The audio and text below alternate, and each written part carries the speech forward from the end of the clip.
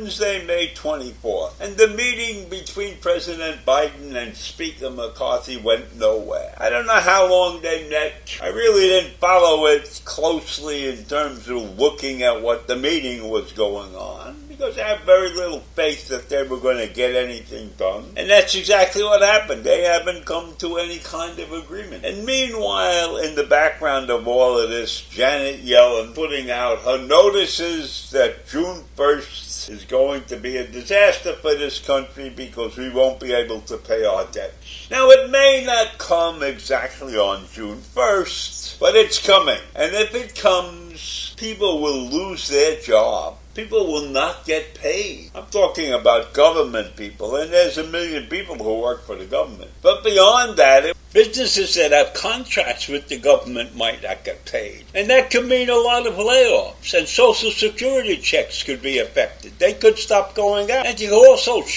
obviously it'll shock financial markets, and it might even cause a panic. So it has to be avoided at all costs. The debt limit must be raised. It will cause havoc, and our credit will be ruined around the world. So this is a very serious matter, and I can't believe that we, as a nation, a reasonable thinking nation, could put ourselves in this situation. And why McCarthy is standing his ground with his ridiculous reduction in spending costs in certain areas. And why Biden won't give an inch. Compromise. That's what we're missing in this country. We now have people dug in on both sides of the fence, the left and the right, the hard left and the hard right. What's it getting? Where are we going with that nonsense? Nowhere. Getting nowhere fast, causing unrealistic expectations, hoping for the best, putting everybody on edge. Not the way to manage a great country. In any event, that caused me to look into the business with the debt ceiling. And this is what I found out. There are several countries that have debt limitation laws in place, but only Denmark and the United States have a debt ceiling that is set at an absolute amount rather than a percentage of the GDP. A percentage of the GDP would make a lot more sense, because as that changes, the percentages change, and then you would have an advantage if you had to raise the debt. But no, we have a debt limit. Denmark has a debt limit, but Denmark's debt limit is only 14% of their GDP. They have 86% to play with. Why do we have no percent to play with? Why are we in this predicament? Why have we allowed ourselves to get into this predicament? Why do we continue to outspend our income? We have not had a budget surplus in this country since 2001. We are constantly overspending our GDP. It's a crazy situation, and it has to stop. But it doesn't look like it's going to stop anytime soon. We must understand that the debt limit is the maximum amount of money that the federal government can borrow to meet its existing legal obligation. It was back in 1917 that the debt ceiling was created by Congress via the Second Liberty Bond Act.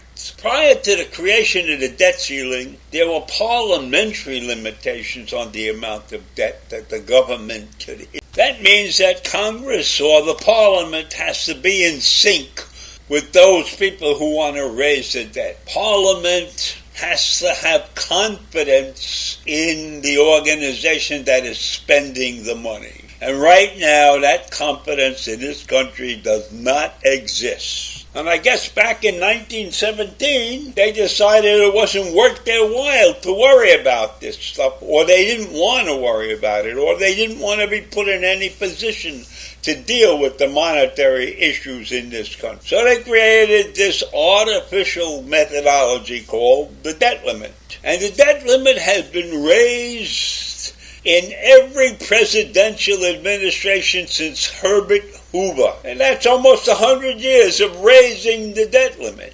It's been raised 90 times in the 20th century. 90 times.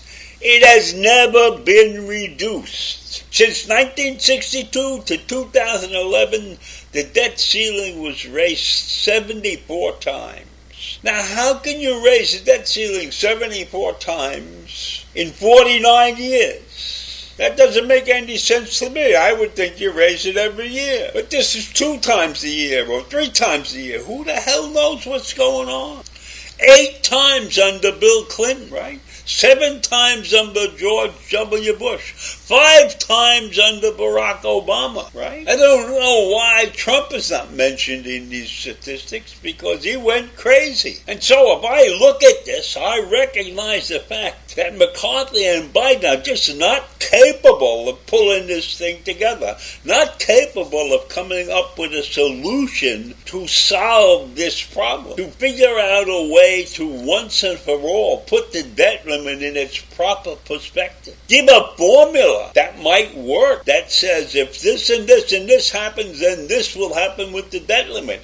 Instead of this constant fight. Why does Denmark only have a 14% debt limit? Are we not as smart as the Dane? Obviously, we are not. So once a government hits the debt ceiling, it can no longer raise money. It can no longer borrow. And since the government runs at an annual deficit, it will run out of money soon after its limit is reached. And then they will have a temporary default on obligations to figure out the mess. And if they have a default on obligations, that will really put a damper on our economy going forward. So the United States can't afford to default on outstanding loans.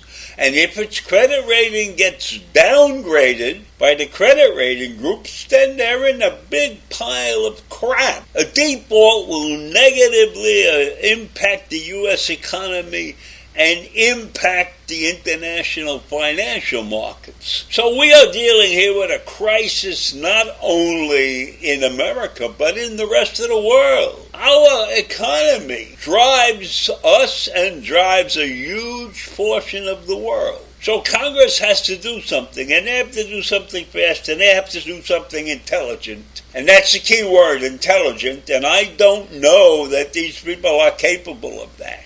And so we are in a pickle with the debt limit. And it's time we fixed it once and for all. Change the methodology. Wake up, get our act together. A mess. Have a great day. Bye.